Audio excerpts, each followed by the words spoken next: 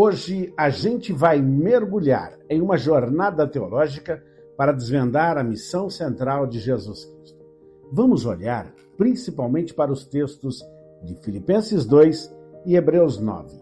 É uma história que se divide em 3 grandes atos. Primeiro, a humilhação, a redenção e a exaltação. Hoje estudaremos a lição 7, a obra do Filho, comentada pelo pastor Douglas Batista. Então, vamos lá, vamos entender isso juntos. Para começar, precisamos responder à pergunta que noteia toda essa conversa. Afinal, qual é exatamente a obra, a missão fundamental que Jesus veio realizar? A resposta, ela se desenrola em uma narrativa poderosa, uma história de descida e depois de subida. O primeiro ato é o que a teologia chama de caminho da humilhação. E o mais surpreendente é que essa história não começa com uma demonstração de poder, mas com uma descida voluntária, uma escolha consciente. Vivemos em um mundo viciado em subir na carreira, ganhar seguidores, ser exaltado, mas o reino de Deus funciona em uma lógica totalmente inversa. Em Filipenses, o apóstolo Paulo faz um chamado que se tenha o mesmo sentimento que houve em Cristo. A palavra grega original é phroneu. Não é sobre sentir, é o modo de pensar, uma atitude mental. O ponto de partida é adotar uma mentalidade de humildade e obediência. Isso nos leva a um conceito de kenosis, uma palavra que significa literalmente esvaziar-se. Mas atenção, hein? Isso não quer dizer que Cristo deixou de ser Deus de jeito nenhum. Significa que ele abriu mão de seus privilégios divinos, de sua glória, para assumir a nossa natureza humana. Ele tomou a forma de servo, nasceu como um de nós. Pensa só nesse contraste. Enquanto o primeiro Adão tentou se agarrar à divindade, Cristo, o segundo Adão, que já era Deus, não se apegou a essa igualdade. Ele fez o caminho inverso, o caminho da obediência. E essa descida chega ao seu ponto mais profundo, a morte de cruz, a forma mais humilhante que existia na época.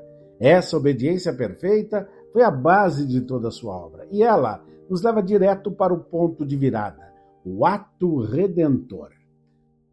Professor, haja como um pastor cuidadoso em sala de aula. Ao falar da humilhação, não fique só na teoria. Proponha esta questão para a sua turma.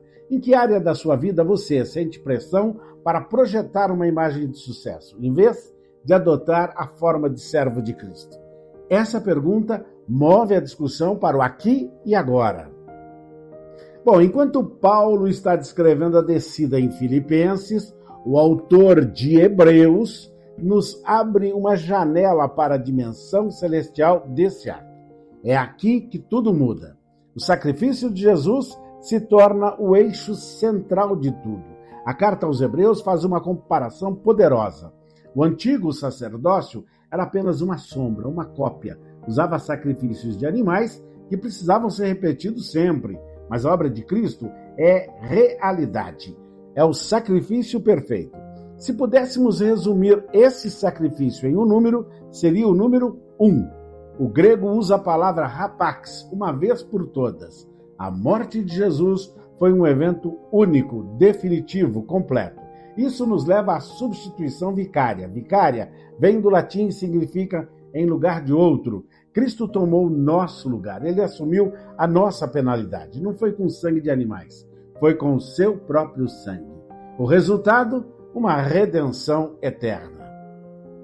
Olha, professor, use isso para dar segurança ao seu aluno. Se o sacrifício foi uma vez por todos, por que ainda vemos crentes tentando comprar o favor de Deus? Bom, depois da descida e do sacrifício, a narrativa dá uma virada de 180 graus. Agora, a gente começa a subida. A obediência de Cristo é respondida com uma exaltação suprema. Filipenses 2 descreve isso em 3 estágios. Deus o exaltou soberanamente. Em grego, hyperipsosen. Deu a ele o nome que está acima de todo nome. E o resultado? Adoração universal. A exaltação não é um evento isolado. É a resposta de Deus à obediência do Filho e é como se o próprio Deus estivesse carimbando. A obra completa está aprovada. E a cena final dessa ascensão é Cristo sentado à destra do Pai. Isso significa a honra máxima, a autoridade absoluta. Ele reina como o Rei dos Reis.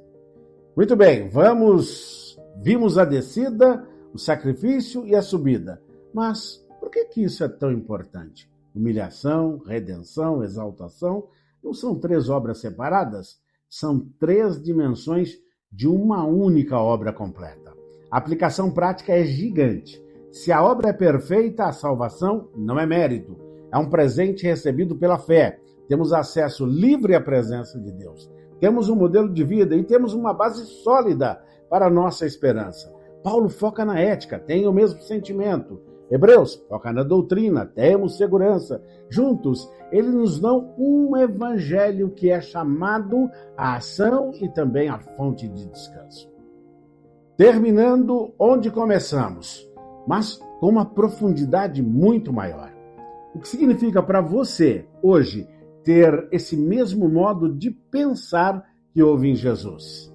Professor, a obra de Cristo não é só conteúdo, é uma realidade para ser vivida.